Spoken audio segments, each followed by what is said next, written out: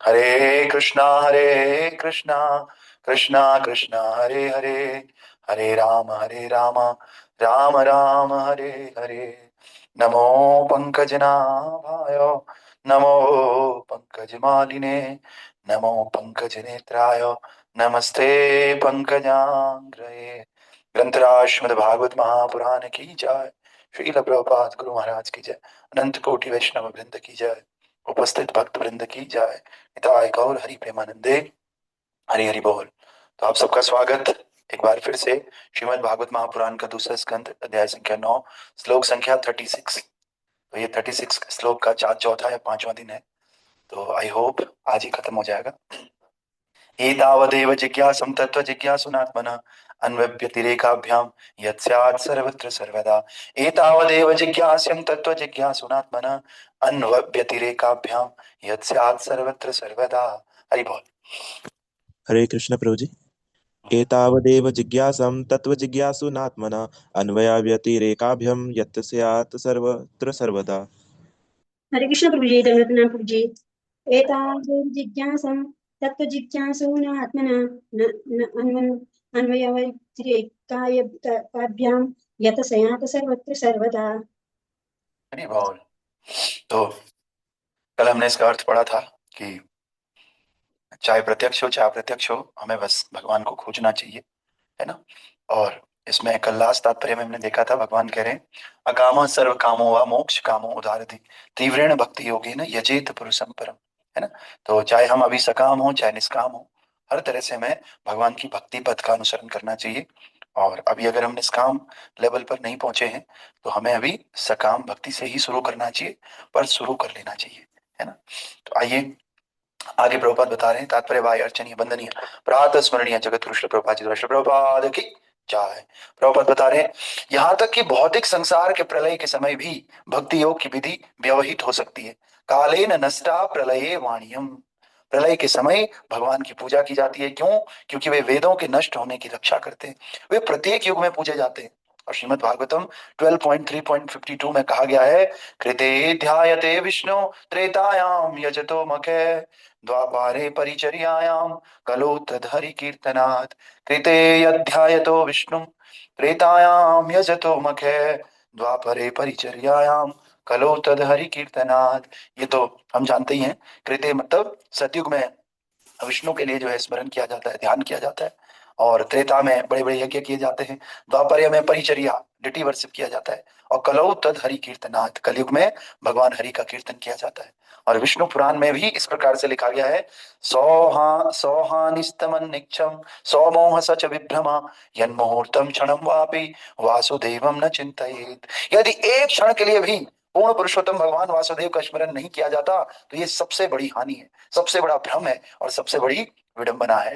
किसी का बहुत पैसा चले गया कोई बात नहीं, लेकिन अगर एक क्षण के लिए भी कृष्ण का नाम वासुदेव का नाम स्मरण नहीं हुआ तो भक्तों इससे बड़ा लॉस कोई दूसरा है नहीं। जीवन की समस्त अवस्थाओं में भगवान पूजे जा सकते हैं। उदाहरण के लिए महाराज प्रहलाद तथा महाराज परीक्षित ने अपनी माताओं के गर्भ में भगवान की पूजा की।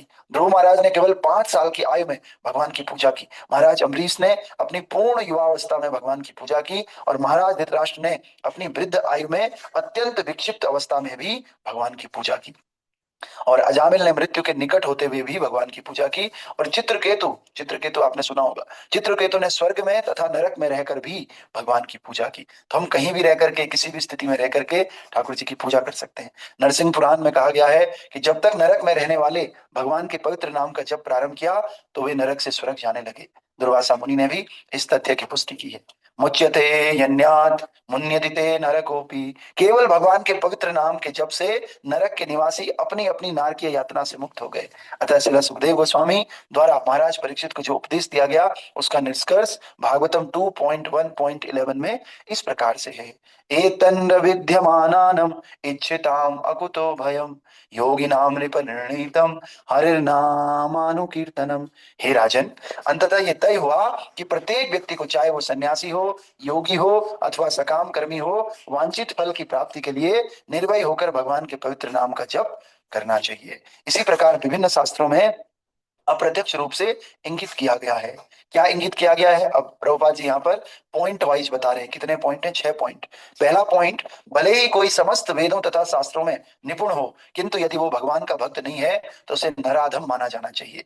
गरुड़ पुराण, बृहद नारदीय पुराण, पद्म पुराण, इन सब में इसकी पुनरावृत्ति की गई है। जो व्यक्ति भगवान की भक्ति से रहित है उसके लिए वैदिक ज्ञान तथा तपस्या का कोई लाभ नहीं है। हजारों प्रजापतियों की एक भगवत भक्त से तुलना कैसी।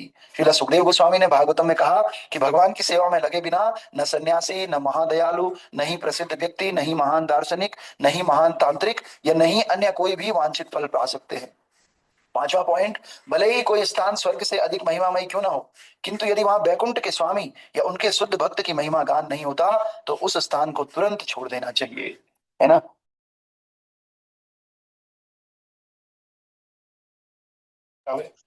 तो शुद्ध भक्त भगवान की सेवा में लगे रहने के लिए 5 प्रकार की मुक्तियों को भी अस्वीकार कर देते हैं। मुझे ये वाला 5वां बड़ा अच्छा लगा कि कोई स्थान स्वर्ग से भी ज्यादा क्यों ना महिमा मंडित हो, लेकिन यहाँ बैकुंठ के स्वामी और भगवान के भक्तों की महिमा का अगर गान नहीं होता है ना तो उस स्थान को तुरंत छोड़ देना चाहिए, है ना।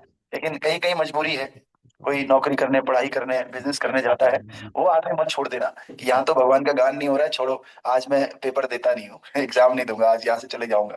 वो उनको छोड़ करके, मतलब जहां पर ऐसे ही हम लोग जाते हैं, है ना, तो उस स्थान को छोड़ देना चाहिए अपने सेवाओं को छोड़ करके, है ना। तो अतः अंतिम निष्कर्ष ये निकलता है कि भगवान की महिमा का गान सर्वत्र और सर्वदा होना चाहिए। मनुष्य को चाहिए वो उनकी महिमा का श्रवण करें, उनकी महिमा का कीर्तन करें तथा सदैव उनकी महिमा का स्मरण करें, क्योंकि जीवन की परम सिद्ध अवस्था यही है। जहां तक सकाम कर्म का प्रश्न है वो तो भोग्य शरीर तक ही सीमित है। जहां तक योग का प्रश्न है वो योग शक्तियों की प्राप्ति तक सीमित है। और जहां तक शुष्क दर्शन का प्रश्न है वो दिव्य ज्ञान की उपलब्धि तक सीमित है। और जहां तक दिव्य ज्ञान का संबंध है वो मोक्ष लाभ तक सीमित है। यदि इन सबको संपन्न कर भी दिया जाता है तो इनके मार्ग में त्रुटियों के होने की संभावना रहती है। किंतु भगवान की दिव्य भक्तिमय सेवा को ग्रहण करने की न तो कोई सीमा है, न ही नीचे गिरने का कोई भय है। जो अन्य तरह की मुक्तियां हैं या अन्य तरह के कर्म कांड है, इन सब में क्या होता है, इनमें त्रुटि होने की संभावना रहती है। और अगर थोड़ी सी भी त्रुटि होती है तो सारा का सारा अनुष्ठान खत्म, बेकार चले जाता है, वेस्ट चले जाता है। लेकिन भगवत भक्ति कैसी है? भगवत भक्ति ऐसी है, स्वल्पम अपयस्य धर्मस्य त्रायते महतो भयात्, है ना, कि अगर थोड़ी सी भी प्रगति हुई और उसके बाद अगर त्रुटि भी हो गई तो कोई बात नहीं, वो आगे वहीं से कंटिन्यू होता है। लेकिन कर्मकांड अनुष्ठान में ऐसा नहीं होता है। इसीलिए भक्त लोग 5 तरह की मुक्तियों को भी स्वीकार नहीं करते हैं। यदि इन सबको संपन्न कर भी दिया जाता है तो इनके मार्ग में त्रुटि होने की संभावना है। किंतु भगवान की दिव्य सेवा को ग्रहण करने की न तो कोई सीमा है और न ही नीचे गिरने का कोई भय है। भगवत कृपा से ये विधि स्वतः अंतिम अवस्था को प्राप्त होती है। भक्ति की प्रारंभिक अवस्था में ज्ञान आवश्यक है, किंतु उच्चतर अवस्था में ऐसे ज्ञान की भी कोई आवश्यकता नहीं है। प्रभुपाद ने बोल दिया, समझ रहे हैं, कि शुरू शुरू में तो ज्ञान की आवश्यकता है, क्योंकि ज्ञान नहीं होगा तो फिर हम कैसे समझेंगे कि भक्ति करनी है, विधि विधान ऐसे है, भक्ति में आगे क्यों बढ़ना है। तो ये सब शुरू शुरू में ज्ञान की आवश्यकता है, किंतु जब उच्चतर अवस्था आती है तो ज्ञान की भी कोई आवश्यकता नहीं है ना। तो इसलिए महाराज कहते हैं, पोथी पढ़ पढ़ जग मोया पंडित भया न कोई, ढाई अक्षर प्रेम के पढ़े सो पंडित होए। तो जो ज्ञान योग है उसकी अवस्था को क्रॉस करके जब एक भक्त उच्चतर अवस्था में यानी कि प्रेम की अवस्था में आता है तो फिर ज्ञान की भी आवश्यकता नहीं रह जाती। फिर वो दिन भर हरे कृष्ण कृष्ण कृष्ण हरे हरे, हरे राम राम हरे हरे, है ना। तो हम लोग अभी प्रारंभिक अवस्था में है, इसलिए हम सबको भी ज्ञान की भी आवश्यकता है। इसलिए हमें कोर्सेज में एनरोल करना चाहिए, इसलिए हमें अभी शुरू शुरू में पढ़ना चाहिए, खूब शास्त्रों को टटोलना चाहिए, पढ़ना चाहिए। लेकिन जब कोई सिद्ध अवस्था में पहुंच जाता है, महाराज जी जैसी अवस्था में, तब उसको ज्यादा पढ़ने वढ़ने की आवश्यकता नहीं, वो तो शुद्ध भक्त है ना। अतः उन्नति का सर्वोत्तम तथा निश्चित पथ भक्ति योग ही है। कभी कभी श्रीमद् भागवतम के उपयुक्त 4 श्लोकों के निचोड़ का उपयोग निर्विशेषवादी अपने पक्ष के समर्थन के लिए करता है, किंतु इस बात पर ध्यान देना होगा कि इन चारों श्लोकों का वर्णन सबसे पहले भगवान ने स्वयं किया था। अतः भगवान के विषय में कोई धारणा न होने से निर्विशेषवादी को उनमें प्रवेश करने की कोई गुंजाइश नहीं है। अतः इन श्लोकों के निचोड़ों की निर्विशेषवादी चाहे जो भी व्याख्या करे, किंतु वो ब्रह्मा से प्राप्त गुरु शिष्य परंपरा में दीक्षित भक्तियों द्वारा मान्य नहीं होगी, जैसा कि निम्नलिखित श्लोकों से स्पष्ट हो जाएगा। इसके अतिरिक्त श्रुति पुष्टि करती है कि जिसे अपनी शैक्षणिक ज्ञान का गर्व हो जाता है उसके समक्ष परम पुरुष भगवान कभी भी अपने आप को प्रकट नहीं करते। कठोपनिषद के श्रुति मंत्र का स्पष्ट कथन है।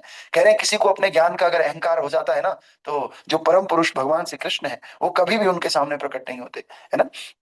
तो क्या श्लोक दिया है कठोपनिषद में?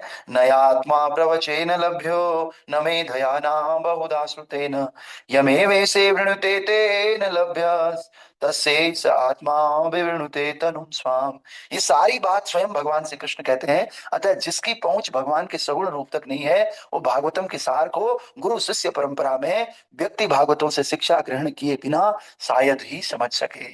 तो कह रहे हैं जिसकी पहुंच भगवान के सगुण रूप तक नहीं है, जो भी भगवान के सगुण रूप को, साकार रूप को नहीं समझा है ना, वो व्यक्ति भागवतम को भी नहीं समझ सकता है।